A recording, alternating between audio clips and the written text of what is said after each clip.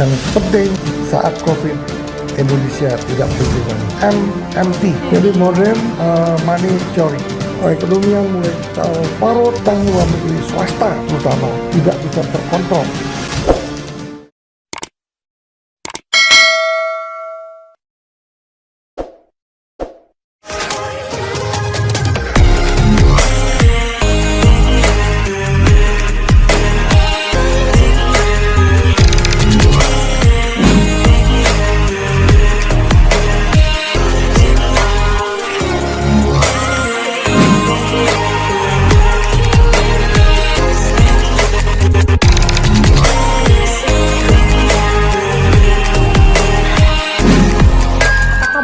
Mister Puisi. Kabar Pulau Bali begitu panas hari ini. Panas. Sedangkan seminggu yang lalu begitu dingin dan banyak hujan. Nah, kalau hari ini panas, maka semakin bergairah.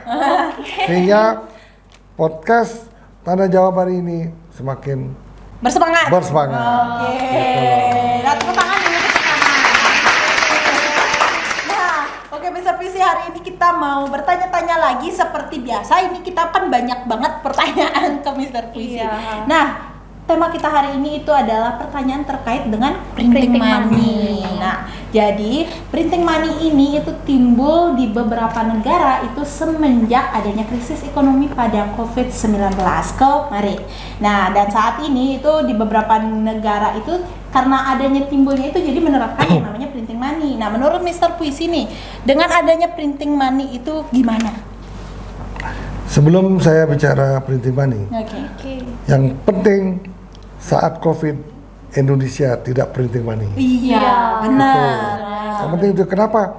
Karena banyak pengalaman Indonesia saat dulu, saat printing money besar-besaran terjadi inflasi yang sangat tinggi.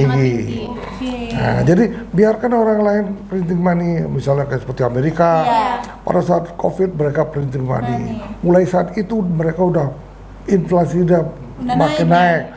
Kemudian lagi tambah lagi perang, printing money lagi. Sehingga inflasinya jauh lebih tinggi dari inflasi negara kita. Nah, itu yang sebabnya bahwa printing money menurut teori ekonomi itu di mana negara printing money secara besar-besaran pastilah akan terjadi inflasi yang besar-besaran juga. Untuk itu pemerintah Indonesia sangat hati-hati. Jangan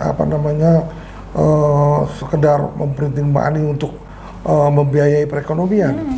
Makanya kita harus berusaha dulu. Berusaha. Ternyata saat COVID Indonesia tidak printing money dan bisa lolos dari krisis ekonomi saat itu. Gitu. Nah, tepuk tangan dulu. Nah, sedikit ilmu nih Mister Puisi. Sebenarnya nih Mister Puisi, printing money itu apa sih sebenarnya dari pengertiannya nih Mister Puisi? Jadi printing money itu pencetakan uang besar-besaran. Nah, tetapi ada seorang pengusaha yang menurut saya isi-isi di sosial medianya sangat brilian dan saya sering nonton. Beliau ini namanya Mr. Postman. Mr. Postman. Postman ini Pak Mardigu itu selalu memberikan teori-teori yang kadang-kadang bertentangan dengan teori-teori yang yang dilakukan oleh pemerintah. Mengusulkan kenapa enggak pemerintah Indonesia printing money. Alasannya banyak sekali alasan yang mereka informasikan. Yang namanya dibahas oleh Pak Mardigu waktu itu yang namanya MMT. Jadi modern money theory. Jadi itu baru dengar sih saya. Ya, mereka itu bilang printing money secara besar-besaran. Nah, sedangkan printing money secara besar-besaran itu kan resikonya pasti akan menyebabkan inflasi yang tinggi. Kenapa? Karena ingatlah zaman yang sudah lama, tahun 1966 Indonesia sudah melakukan printing money yang besar-besaran. Hasilnya apa? inflasi yang Semakin tinggi. sangat tinggi, gitu loh. Jadi hiperinflasi pada waktu itu. Nah, kemudian itu pengalaman itulah sehingga rasanya printing money itu sangat berbahaya untuk perekonomian. Iya, perekonomian. Nah, waktu itu juga saya pernah mendengarkan di sosial media, Pak Bosman ini bilang nggak apa-apa printing money itu kita harus lakukan printing money. Misalnya dia coba misalnya di sebuah negara kecil ya printing money besar-besaran, kemudian uang yang diprinting itu digunakan untuk infrastruktur. Untuk infrastruktur besar-besaran, tidak menggunakan untuk hal-hal yang lain. Sehingga ekonomi bergerak, lapangan kerja, pabrik semen, pabrik besi, pabrik paku, semua berjalan. Nah, itu teori beliau itu seperti itu. Ya kemungkinan teori ini bisa dilakukan apabila memang suatu negara yang gampang dikontrol, yang kecil. Tetapi kita negara Indonesia. Nah, printing money waktu itu tahun 1966 seperti yang saya bilang tadi dilakukan oleh negara kita. Ternyata hiperinflasi. Waktu itu pemerintah Indonesia tuh kan tidak punya uang.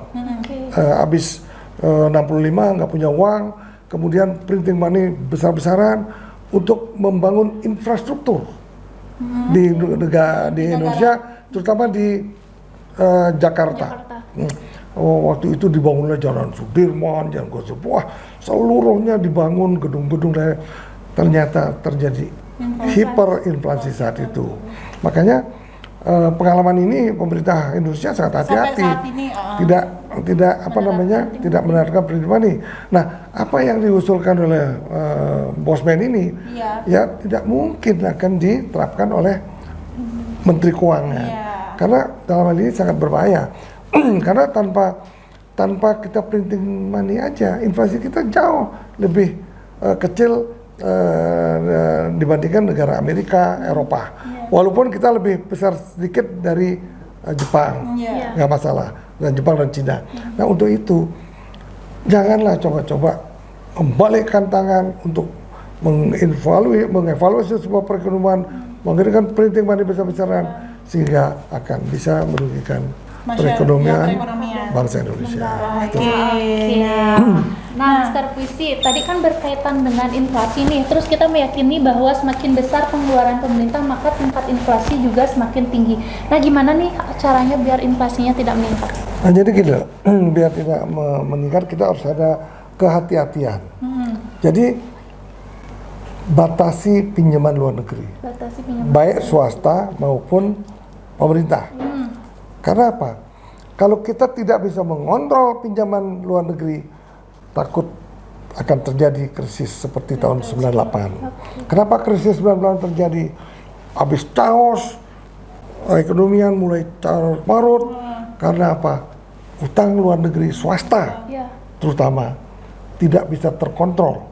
Jadi mereka asik tahun 98 itu, mulai tahun 2070 sampai pembangunan infrastruktur Indonesia yang dibuat oleh Presiden Soeharto saat itu, sampai beliau itu mendapat julukan Bapak Pembangunan. Iya, Bapak Pembangunan. Betapa menggebu-gebunya perekonomian Indonesia saat itu sehingga kebablasan.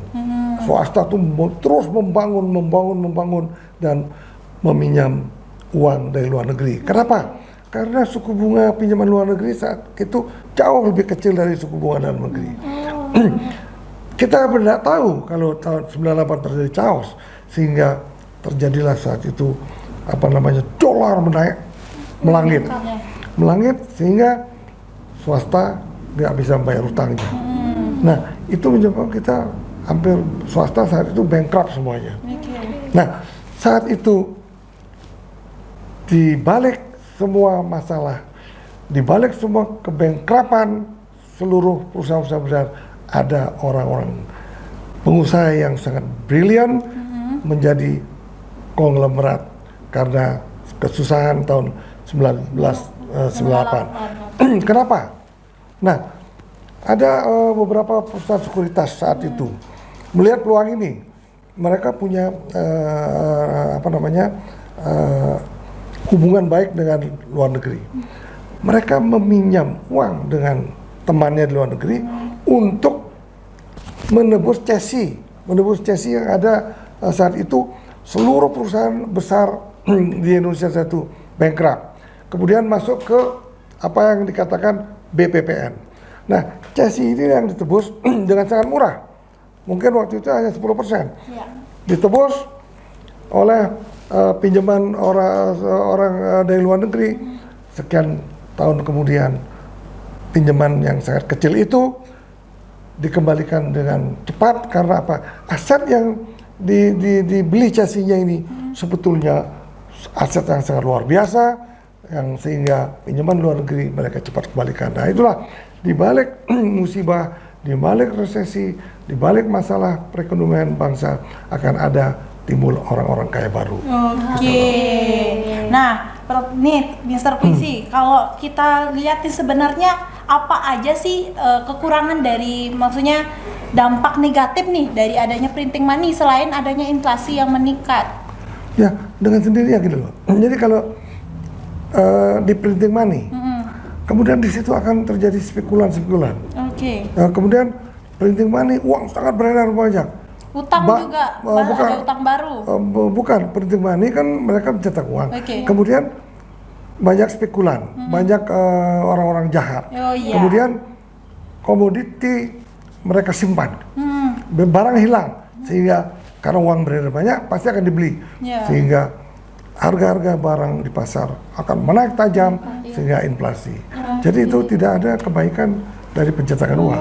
Ya, Gitu loh. berarti memang dampaknya negatif sebenarnya, ya. Mr. Puisi, kalau dilihat-lihat. Apalagi kita anggapan, ada nggak sih yang membedakan dari ketika negara maju dengan negara berkembang itu menerapkan printing money itu bakal ada bedanya? Oh, sangat beda. Karena begini, kalau Amerika sekarang sebagian besar di dunia masih menggunakan US dollar untuk transaksi luar negeri ya. Ya, benar. Kecuali Eropa, Rusia dan Inggris, ya kan? Mereka sudah Inggris sendiri, kemudian Eropa dengan euro kan. Tapi tetap sebagian besar di dunia ini tetap transaksi dengan US dollar. Nah, Amerika sekarang itu mencetak uang besar-besar untuk perang. Oh, ya. Ya, nah ini kan tidak bisa juga dilakukan terus-menerus. Karena zaman dulu Amerika mencetak uang dengan diimbangi oleh emas, sehingga aman.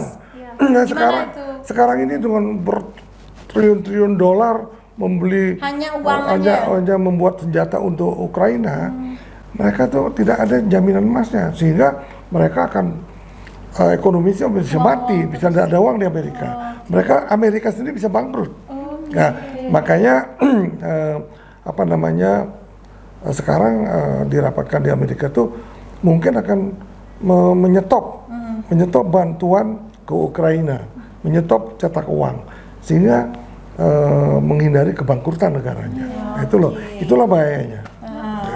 Nah, oke, teman-teman, jadi memang pada dasarnya printing money itu berdampak negatif sebenarnya bagi suatu negara. Kalau kita teliti lebih dalam ya, karena kan memang dampaknya itu lebih ke negatif dari bakal adanya inflasi yang begitu tinggi kayak gitu. Nah, Mr. Puisi, terima kasih nih untuk waktunya. Kali ini kita udah berbincang-bincang terkait printing money yang mungkin seperti kita nih anak muda itu kan kurang paham tentang hal-hal kayak gitu karena kita malas membaca ya lebih tepatnya kayak gitu. Oke, nah teman-teman di rumah, terima kasih sudah menonton channel Mr. Puisi. Jangan lupa di subscribe dan jangan lupa like juga, komen juga. Nah, sampai jumpa lagi di podcast kita selanjutnya. Terima kasih Mr. Puisi, bye-bye. Bye.